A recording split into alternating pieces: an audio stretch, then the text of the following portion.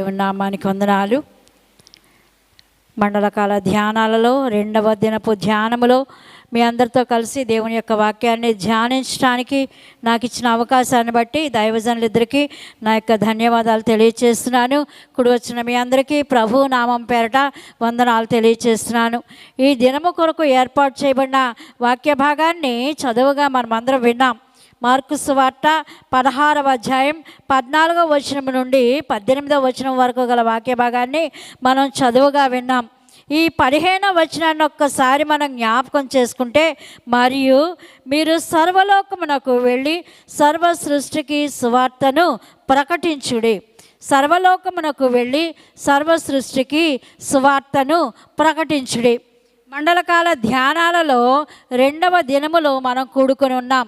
ఎందుకు మనము ఈ మండలకాల ధ్యానాలలో ప్రతి దినము ప్రభు యొక్క సన్నిధానంలో కూడుకుంటున్నాం, ప్రతి దినము దేవుని ఆరాధిస్తున్నాం, ప్రతి దినము దేవుని యొక్క శ్రమలను జ్ఞాపకం చేసుకుంటున్నాం అంటే, మనము జ్ఞాపకము చేసుకోవాల్సింది ఆయన శ్రమలను గురించి కాదు, కానీ ఆయన ఎందుకైతే శ్రమ పడ్డారో, ఏ విషయమైతే ఆయన ఈ లోకానికి వచ్చారో, ఎందుకైతే ఆయన అవమానించబడ్డారో, ఎందుకైతే ఆయన తన ప్రాణాన్ని సిలువపై అర్పించారో ఆ విషయాన్ని మనము జ్ఞాపకము చేసుకొని దాని యొక్క పరమార్థాన్ని మనము గుర్తించి ఆ పరమార్థానికి తగినట్లుగా మన యొక్క జీవితాలను మనము మలుచుకోవాలని మనమందరము 40 దినాలు కూడా ప్రభువు యొక్క సన్నిధానంలో కూడుకుంటూ ఉన్నాం.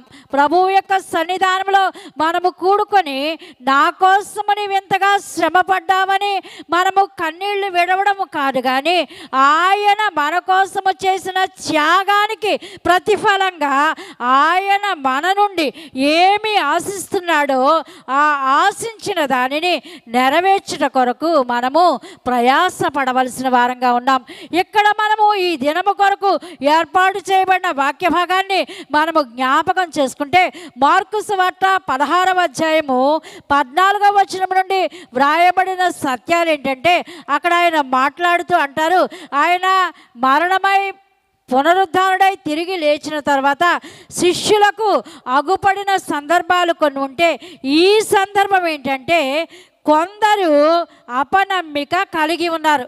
ముఖ్యంగా మనము జ్ఞాపకం చేసుకుంటే, మార్కు సువార్తలో ఆ సత్యము ఆ పేరు వ్రాయబడలేదు, కానీ తోమాను గురించి ఆయన మాట్లాడుతున్న మాటలవి.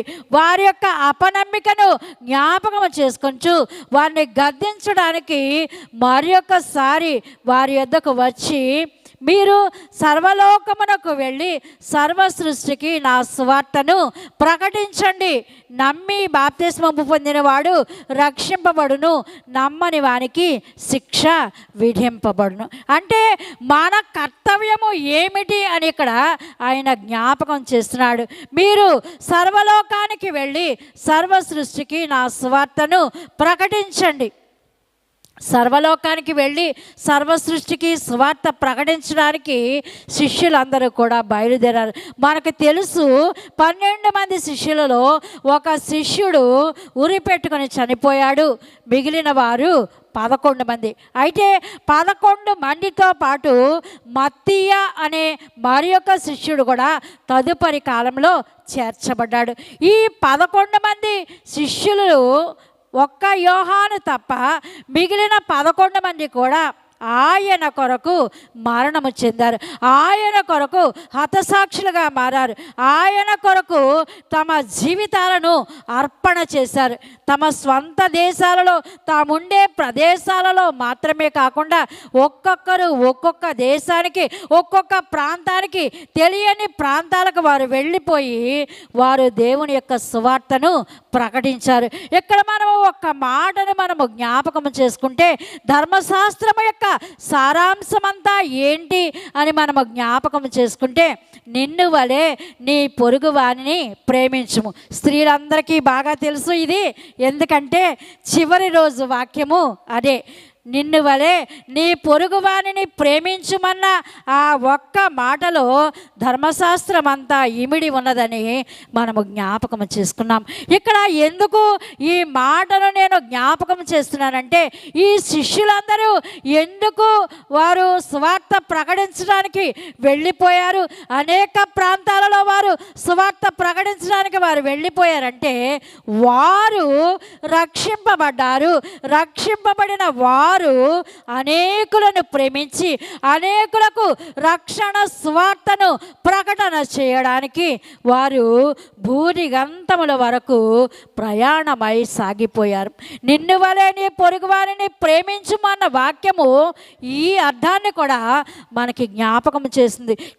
నిజమే, ఆకలి కొనిన వారికి ఆహారం ఇవ్వడము నిన్ను వలె నీ పొరుగువారిని ప్రేమించడమే, దాహం ఇవ్వడము నిన్ను వలె నీ పొరుగువారిని ప్రేమించడమే, వస్త్రాలను ఇవ్వడము నిన్ను వలె నీ పొరుగువారిని ప్రేమించడమే, అవసరతలో ఉన్న ప్రతి వారిని ఆదుకొనటము కూడా ప్రేమించడమే. అయితే ఇది కూడా ప్రాముఖ్యమైన అంశం.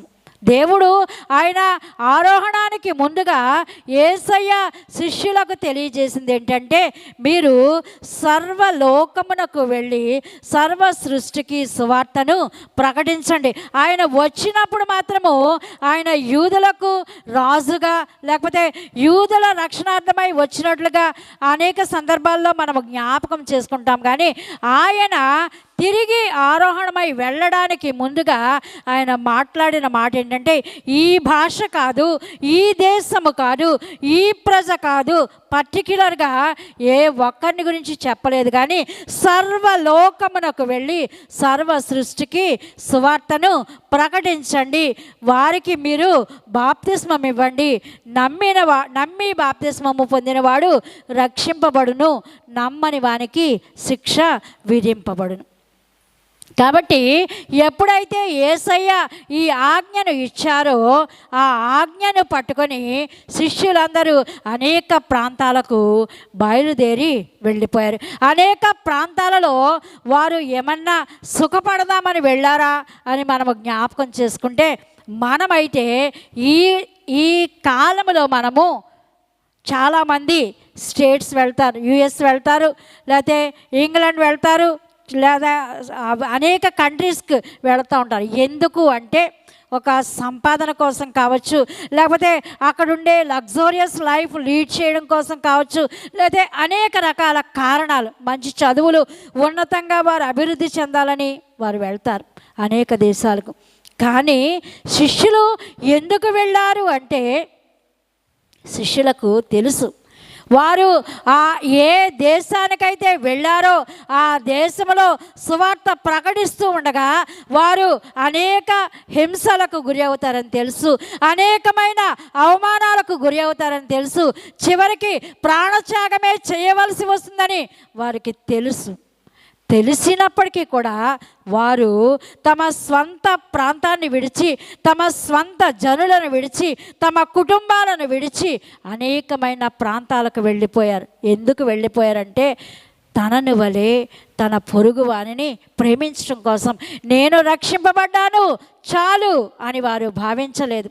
నేను యేసయ్యతో సహవాసము చేశాను, నేను రక్షణ మార్గంలో నడుస్తున్నాను చాలు అని వారు భావించలేదు. కానీ వారు భావించింది ఏంటంటే, నన్ను వలె నేను ఏ రీతిగా రక్షింపబడ్డానో నా వలె నా ప్రజలు అనేకులు రక్షింపబడాలి.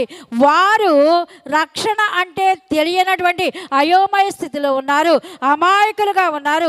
వారికి రక్షణ స్వార్థను ప్రకటించాలనే ఉద్దేశంతో అందరూ కూడా బయలుదేరి అనేక ప్రాంతాలకు వెళ్ళిపోయారు. మన దేశానికి వచ్చాడు ఒక ఆయన, ఎవరో మనకందరికీ తెలుసు, ఆయన తోమా. ఈ తోమాను గురించి మనం జ్ఞాపకం చేసుకుంటే, తోమా అంటే మనకు ఏం తెలుసు అంటే, తోమా అంటే అనుమానం ఎక్కువ ఉన్నటువంటి వ్యక్తి, చూస్తేనే కానీ నమ్మనటువంటి వ్యక్తి అని మనకందరికీ బాగా తెలుసు. కానీ తోమాలో 2 రకాల వైఖరులు కూడా ఉన్నాయి. ఒకటి మనము జ్ఞాపకం చేసుకుంటే యోహాను సువార్త 11వ అధ్యాయంలో యేసయ్య లాజరు చనిపోయినప్పుడు లాజరును లేపడానికి బయలుదేరి వెళ్ళాలని నిశ్చయించుకున్నాడు. తన శిష్యులతో చెప్తున్నాడు, మనము లాజరు చనిపోయాడు, మనము అక్కడికి వెళ్ళాలి అని. అయితే ఆ పరిస్థితులు అప్పటికి ఏ రీతిగా ఉన్నాయంటే, యూదులు యేసయ్యను రాళ్లతో కొట్టి చంపాలని ప్రయత్నం చేస్తున్నటువంటి రోజులు. ఎప్పుడైతే యేసయ్యను రాళ్లతో కొట్టాలి చంపాలని ప్రయత్నం చేస్తున్నారో, ఆయనతో పాటు ఉన్న శిష్యులకు కూడా బహుశా ఒకవేళ అదే శిక్ష విధింపబడవచ్చు. తెలుసు వారికి, తెలిసినా కూడా మిగిలిన వారు ఏమీ మాట్లాడలేదు. కానీ తోమా అంటాడు, మనము ఆయనతో కూడా చనిపోవుటకు వెళ్ళుదము రండి, మనము ఆయనతో కూడా చనిపోవుటకు వెళ్ళుదము రండి. ఒక రకమైన నిశ్చయత కలిగినటువంటి వ్యక్తిగా ఈ సందర్భంలో తోమాను మనము జ్ఞాపకం చేసుకోవచ్చు. అయితే యేసయ్య చనిపోయిన తర్వాత, ఆయన పునరుద్ధానుడైన తర్వాత, ఆయన ఆరోహణమై వెళ్ళిపోయిన తర్వాత క్రీస్తు శకము 52వ సంవత్సరంలో తోమాకు భారతదేశానికి వెళ్ళాలని దేవుడు ప్రేరేపణ ఇచ్చాడు. భారతదేశానికి వెళ్ళవలసిన వంతు తోమాకు వచ్చింది. కానీ తోమా అంటాడు, నేను హెబ్రీయుడను, నాకు భారతదేశంలో సువార్త ప్రకటించడానికి ఆ భాషలు నాకు రావు, ఇంకెక్కడికైనా పంపండి కానీ నేను మాత్రం భారతదేశానికి వెళ్ళను అని మొరాయించి మొండికేసి కూర్చున్నాడంట. కానీ దేవుడు సంకల్పించిన తర్వాత విడిచిపెట్టలేదు. తోమాను బలపరుస్తూ ఉన్నాడు, తోమాకు దర్శనమిస్తూ చెప్తా ఉన్నాడు. కానీ తోమా ఆలోచనలో పడిపోయాడు. చాలా ఆలోచనలు కదా తోమాకి. మనం జ్ఞాపకం చేసుకుంటే, ఆయన గాయాలలో నేను చేతులు పెట్టి చూస్తేనే కానీ నేను నమ్మను అన్నటువంటి వ్యక్తి. కాబట్టి ఎక్కడ కూడా ఏమన్నాడంటే, నేను ఇండియాకు మాత్రం వెళ్ళను, ఇండియాలో ఏ భాషతో నేను సువార్త ప్రకటించగలనని అలాగే కూర్చున్నాడు. అయితే ఆయన తన సంకల్పము చొప్పున భారతదేశంలో ఒక రాజుకు దేవుడు దర్శనమిచ్చి ఒక ప్రేరేపణ కలుగచేసి అతని దగ్గర పనిచేసే ఒక వ్యాపారస్తుడిని యెరూషలేముకి పంపించాడు. యెరూషలేముకి పంపిస్తే యెరూషలేములో వ్యాపారము నిమిత్తము వెళ్ళినటువంటి ఆ గండబేరుడు అనే రాజు దగ్గర ఉండే దాసుడు వెళ్ళి అక్కడ జీవిస్తూ ఉన్నటువంటి కాలంలో అతనికి దర్శనమిచ్చి, తోమాను తీసుకుని నీవు ఇండియా వెళ్ళు. అతనికి అనేక సార్లు దేవుడు కనిపించడం ప్రేరేపణ, పరిశుద్ధాత్మ ప్రేరేపణ దర్శనాల ద్వారా. కాబట్టి తోమాను తీసుకొని ఇండియాకు వచ్చాడు. రాను సువార్త ప్రకటించడానికి ఇండియాకు వెళ్ళకూడదని దృఢముగా నిశ్చయించుకున్నట్టు ఆ వ్యక్తిని ఇండియా తీసుకుని వచ్చాడు. ఇండియా తీసుకుని వస్తే ఇండియాలో అతడు ఏమైనా సుఖపడ్డా, సంతోషపడ్డా అంటే, తన జీవితాన్ని మనము జ్ఞాపకం చేసుకుంటే ఎన్నో అవమానాలు, ఎన్నో నిందలు, ఎన్నో హింసలు. కానీ అతడు అనేకులను మార్చాడు. దేవుని యొక్క వాక్యము, దేవుని యొక్క ఆజ్ఞ ఏంటంటే, మీరు సర్వలోకమునకు వెళ్ళి సర్వ సృష్టికి నా సువార్తను ప్రకటించండి. యేసయ్య జీవించిన దినాలలో ఆయన కూడా తండ్రి యొక్క ఆజ్ఞను నెరవేర్చిన కొరకు మనము కొన్ని వారాల క్రితము జ్ఞాపకం చేసుకున్నాం.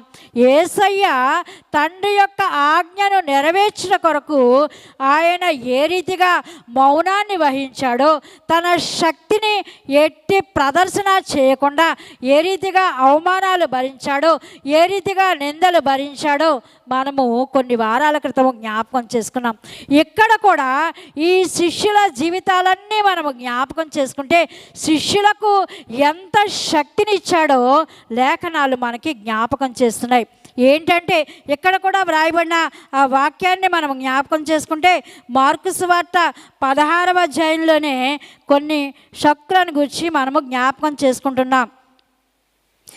17వ వచనంలో, మార్కు సువార్త 16వ అధ్యాయం 17వ వచనం, నమ్మిన వారి వలన ఈ సూచక క్రియలు కనబడును, ఏవనగా నా నామమున దయ్యములను వెళ్ళగొట్టుదురు, క్రొత్త భాషలు మాట్లాడుదురు, పాములను ఎత్తి పట్టుకొందురు, మరణకరమైనది ఏది త్రాగినను అది వారికి హాని చేయదు, రోగుల మీద చేతులుంచినప్పుడు వారు స్వస్థత నొందుదురని వారితో చెప్పాను.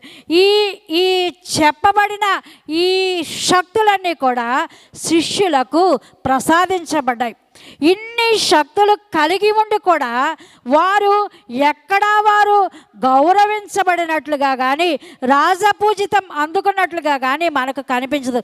ఇన్ని శక్తులు ఉండి కూడా, ఇన్ని సూచక క్రియలు వారు చేస్తూ ఉండి కూడా, రోగులను స్వస్థపరుస్తూ కూడా, దయ్యాలను వెళ్ళగొడుతూ కూడా వారు అవమానాలే భరించారు.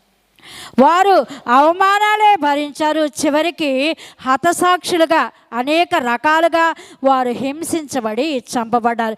ఇక్కడ తోమా జీవితాన్ని కూడా మనము జ్ఞాపకం చేసుకుంటే, క్రీస్తు శకం 52లో భారతదేశానికి వచ్చినటువంటి ఈయన 20 సంవత్సరాల కాలము ఇండియాలోనే ఉన్నారు. కేరళ ప్రాంతంలో 16 సంవత్సరాలు ఆయన పరిచర్య జరిగించారు.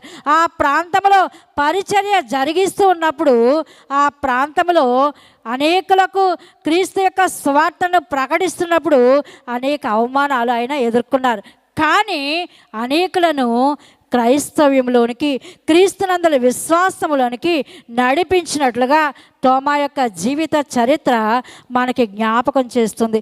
ఆయన ఒకసారి బ్రాహ్మణులు స్నానం చేస్తున్నటువంటి ఆ సరస్సు దగ్గరికి వెళ్తే అక్కడ వారి అలవాటు ఏంటంటే, వారు పిండ ప్రదానం చేసేటప్పుడు లేకపోతే పూజలు చేసేటప్పుడు అర్ఘ్యము పైకి అర్పించడం అనేది, నీటిని దోసెళ్లతో తీసుకుని పైకి వేయడం అనేది వారికి అలవాటుగా ఆచారంగా వస్తుంది.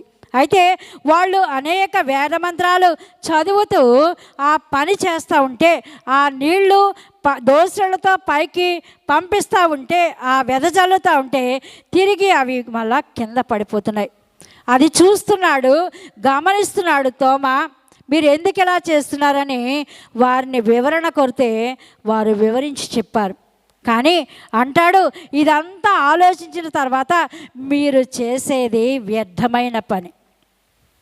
నిజముగా మీ దేవతలకు ఈ అర్ఘ్యాన్ని అర్పిస్తూ ఉంటే ఆ దేవతలు లేకపోతే దేవుళ్ళు అనేవాళ్ళు దానిని స్వీకరిస్తే తిరిగి యథాస్థానంలోనికి ఆ నీళ్లు ఎందుకు వచ్చి పడతాయి? మీరు చేసేది వ్యర్థమైన పని అని వారిని వ్యతిరేకిస్తూ వారి దగ్గర ఒక సవాల్ విసురుతాడు. నేను సేవించే దేవుడు ఈ ప్రకృతిని శాసించగలిగిన దేవుడు కాబట్టి ఒకవేళ నేను అర్ఘ్యాన్ని దేవునికి సమర్పిస్తే ఆయన స్వీకరిస్తాడు అని చెప్పాడు. అప్పుడు అక్కడ ఉన్నటువంటి ఆ బ్రాహ్మణులు ఏమంటున్నారంటే, అయితే నువ్వు చెయ్యి, నువ్వు ఒకవేళ చేస్తే నిజంగానే ఆ నీళ్లు ఆగిపోతే, క్రింద పడకుండా ఉండిపోతే, మేము నీవు ఎవరినైతే నమ్మావో, ఎవరినైతే ఆరాధిస్తున్నావో ఆయనను మేము కూడా ఆరాధిస్తాం. ఒక సవాలు ప్రార్థించాడు, దేవుని శక్తి కొరకు ప్రార్థన చేశాడు. ఆ నీళ్లు దోసెళ్లతో తీసి పైకి విసిరాడంట. విసిరితే ఆ నీళ్లు ఆ గాలిలోనే ఉండిపోయాయి. ఏ దోసెళ్లతో అయితే ఆ నీరు తీశాడో ఆ కింద ఆ గుంట అలాగే ఉండిపోయిందంట. ఇది చూసినటువంటి వారు నమ్మారు, దేవునిని విశ్వసించారు, దేవునిని కొనియాడారు, క్రీస్తునందరి విశ్వాసంలోనికి మారారు. మారిన వారందరూ కూడా బ్రాహ్మిన్స్. అయితే ఇక్కడ మన దేశంలో మనము చెప్పుకుంటా పోతే, మనల్ని విమర్శించే వారిని కూడా మనము ఆలోచన చేస్తే వాళ్ళు ఏమంటారంటే, విదేశీయులు వచ్చి ఈ భారతీయులను క్రైస్తవ్యంలోనికి మార్చేశారని. కానీ క్రీస్తు శకం 52వ సంవత్సరం నుండే ఆ తోమా పరిచర్యలో మారినటువంటి వారు, క్రీస్తునందరి విశ్వాసంలోనికి నడిపింపబడిన వారు బ్రాహ్మిన్స్ అని చరిత్ర మనకి తెలియచేస్తూ ఉంది. అయితే ఈ సందర్భంలో, ఈ తదుపరి కాలంలో, ఈ 20 సంవత్సరాల పరిచర్య జీవితంలో రాజులు కూడా తోమాకు శిష్యులుగా మారినటువంటి సందర్భాలు ఉన్నాయి. రాజు యొక్క తమ్ముడు చనిపోతే ఆ రాజు యొక్క తమ్ముడు బ్రతకడానికి కూడా తోమా ప్రార్థన చేశాడు. ప్రార్థన చేసి బ్రతికించడానికి ఆ సందర్భాన్ని మనం జ్ఞాపకం చేసుకుంటే, ఎందుకైతే తోమా ఇండియాకు వచ్చాడో చెప్పడం నేను మర్చిపోయాను. కానీ అదేంటంటే, ఒక రాజసౌధాన్ని కట్టడానికి తోమా ఇండియాకు తీసుకొని రాబడ్డాడు. ఆ గండబేరుడు అనే రాజు రాజసౌధాన్ని కట్టడానికి కొంత సొమ్ము ఇస్తే, కొంత కూలి ఇస్తే, ఆ కూలిని ఆ సొమ్మును కూడా పేదలకు రోగులకు పంచిపెట్టేస్తే, ఆ పంచిపెట్టిన కారణంగా తోమా చెరసాలలో వేయబడ్డాడు. చెరసాలలో మగ్గిపోతూ ఉన్నటువంటి సమయంలో ఆ రాజు యొక్క తమ్ముడు చనిపోతే, నిన్ను వలె నీ పొరుగువానిని ప్రేమించుము. ఏ రాజు అయితే చెరసాలలో ఉంచాడో ఆ రాజు యొక్క రక్త సంబంధిని బ్రతికించడానికి అతడు ప్రార్థన చేశాడు. అక్కడ చెప్పబడిన మాట ఏంటంటే, అంతకుముందు రాజు చెరసాలలో వేయబడే రాజు తోమాను చెరసాలలో వేసే సందర్భంలో అతడు అంటాడు, నీవిచ్చిన సొమ్ము వృధా పోలేదు, నీవిచ్చిన సొమ్ము పరలోకంలో రాజసౌధాన్ని నిర్మించడానికి ఉపయోగపడింది. అక్కడ నీ కొరకు ఒక రాజసౌధము నిర్మించబడింది అంటే ఆ మాటలు అపహాస్యాస్పదంగా అనిపించాయి. కానీ ఆ మాటలే చెబుతూ ప్రార్థన చేస్తూ ఉంటే చనిపోయిన వాడు బ్రతికాడంట. ఎప్పుడైతే బ్రతికాడో అంతవరకు వ్యతిరేకంగా ఉన్న రాజు యొక్క అనుచరులు కూడా క్రీస్తునందల విశ్వాసములోనికి తీసుకొని రాబడ్డారు. అంటే ఇక్కడ మనము జ్ఞాపకం చేసుకుంటే, ఈ చెరసాలలో నాకు శిక్ష విధించినటువంటి ఈ రాజు ఒకవేళ ఆ అవసరతలో ఉంటే మాత్రం నేను ఎందుకు అతనికి సహాయపడాలి, అతని కొరకు ప్రార్థన చేయాలి.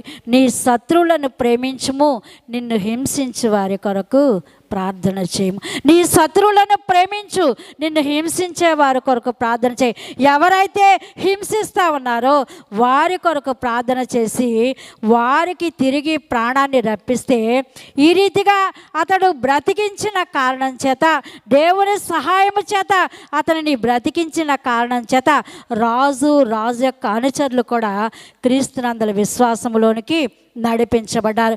దేవుడు మనకు ఏమి జ్ఞాపకం చేస్తున్నాడు, ఏమి ఆజ్ఞ ఇస్తున్నాడు? మీరు నా సిలువను జ్ఞాపకం చేసుకోండి, నేను పొందిన హింసలను జ్ఞాపకం చేసుకోండి, నేను పొందిన అవమానాలను జ్ఞాపకం చేసుకోండి, మీరు కన్నీళ్లు పెట్టుకోండి, కన్నీళ్లు విడవండి అని అనడం లేదు ఆయన అందుకే వచ్చాడు ఈ లోకంలోనికి. ఆయన ఆ శ్రమను అనుభవించడానికే వచ్చాడు ఆయన. ఎందుకు అంటే ఆ శ్రమల ద్వారా, ఆ హింసల ద్వారా అనేక మంది రక్షణ మార్గంలోనికి నడిపించబడాలి. రక్షణ మార్గంలోనికి నడిపించబడాలి అని ఏర్పాటు చేసుకున్నటువంటి శిష్యులను ప్రాణాలను పణంగా పెట్టి మీరు సర్వలోకానికి వెళ్ళి సర్వ సృష్టికి నా సువార్తను ప్రకటించడని వారికి ఆజ్ఞాపించాడు. అందుకే వారు ఆ ఆజ్ఞను గాయకొని అనేక ప్రాంతాలకు వెళ్ళి సువార్తను ప్రకటిస్తూ ఉన్నారు. ప్రకటించి తమ ప్రాణాలను పణంగా పెడుతున్నారు. అనేక హింసలకు వారు గురి అవుతూ ఉన్నారు. అనేక మంది కొరకు వారు ప్రార్థన చేస్తున్నారు. ఇన్ని విన్నటువంటి మనము చేయవలసిన కర్తవ్యము ఏంటి? మనము ప్రతిరోజు ఈ 40 days కూడా చాలా నిష్ఠగా వచ్చేవాళ్ళు ఉంటారు, వీలైతే వచ్చేవాళ్ళు ఉంటారు, వీలైనప్పటికీ రాలేములే అని బండకించే వాళ్ళు ఉంటారు. ఏ కోవకు చెందినటువంటి వారైనా కూడా మనము జ్ఞాపకం చేసుకోవాల్సింది ఏంటి అంటే, దేవుని ఆజ్ఞ ప్రకారము మనము జీవించుట. దేవుడు ఇచ్చిన ఆజ్ఞ సర్వలోకానికి వెళ్ళి సర్వ సృష్టికి సువార్తను ప్రకటించండి. అయితే మనము సర్వలోకానికి వెళ్ళగలమా? మనము సర్వ సృష్టికి సువార్త ప్రకటించగలమా అంటే లేదు, చేయలేము అనే సమాధానమే మనకి వస్తుంది. వారు పడ్డ హింసలు పడవలసి వస్తే మనము నిలబడలేము. వారు పొందిన హింసలు జ్ఞాపకం చేసుకుంటే మనము వైదొలిగిపోతాము. వారు పొందిన అవమానాలు మనం తలంచుకుంటే ఆ అవమానాల కోసం మనం ముందుకు ఒక్క అడుగు కూడా వేయలేం. కానీ మరి మనమేం చెయ్యాలి? మనమేమి చేయాలి? నిన్ను వలె నీ పొరుగువానిని ప్రేమించమని దేవుడు ఆజ్ఞాపిస్తే మనము ఏమీ చేయకుండా మనము రక్షణ పొందాము చాలు, ఇంకా మనకు ఎవరితో పని లేదని ఒకవేళ మిన్నకుండిపోతే ఆయన మనలను క్షమిస్తాడా, మనలను ప్రేమిస్తాడా అని ప్రశ్నించుకుంటే మనము కూడా చేయగలిగినవి కొన్ని ఉన్నాయి. మన పరిమితికి తగ్గ పనిని మన కొరకు ఆయన నిర్ణయించాడు.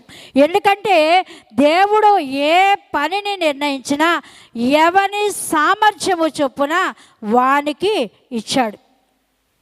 తలాంతుల వృత్తాంతాన్ని మనము జ్ఞాపకం చేసుకుంటే ఎవని సామర్థ్యము చొప్పున వానికి 5 తలాంతులు కొందరికి ఇస్తే, 5 తలాంతులు ఒకనికి ఇస్తే, 2 తలాంతులు ఒకనికి ఇస్తే, 1 తలాంతు ఒకనికి ఇచ్చాడు. అంటే వాని సామర్థ్యము చాలా ఎక్కువ కాబట్టి ఆ వ్యక్తికి 5 తలాంతులు ఇవ్వబడ్డాయి. సామర్థ్యము కొంచెం తక్కువగా ఉంటే 2 తలాంతులు ఇవ్వబడ్డాయి. ఏ సామర్థ్యము లేకపోతే ఇతడు బద్ధకస్తుడు అని అనుకుంటే 1 తలాంతు మాత్రమే ఇచ్చాడు. కానీ ఏ తలాంతు లేకుండా ఏ ఒక్కరిని విడిచిపెట్టలేదు. అంటే ఇప్పుడు ఈ తలాంతుల వృత్తాంతము మనకు ఏమి జ్ఞాపకం చేసిందంటే మనకు కూడా ఒక బాధ్యత అప్పగించబడింది. సర్వలోకానికి వెళ్ళి సర్వ సృష్టికి సువార్త ప్రకటించే శక్తి సామర్థ్యము మనకు లేకపోవచ్చు, కానీ మన గృహములో మన బిడలకు స్వార్థ ప్రకటించగలిగిన శక్తి మనమందరము కూడా కలిగి ఉన్నాం. చాలా కుటుంబాలను మనము జ్ఞాపకం చేసుకుంటే తల్లిదండ్రులుగా నెరవేర్చవలసిన బాధ్యత, బిడల పట్ల నెరవేర్చవలసిన బాధ్యత నెరవేర్చలేనటువంటి పరిస్థితుల్లో కుటుంబాలు అల్లకల్లోలమైపోతూ ఉంటాయి. చాలామంది చెప్తూ ఉంటారు, మా అబ్బాయి మా మాట వినడం లేదండి, లేకపోతే మా అమ్మాయి మా మాట వినడం లేదండి.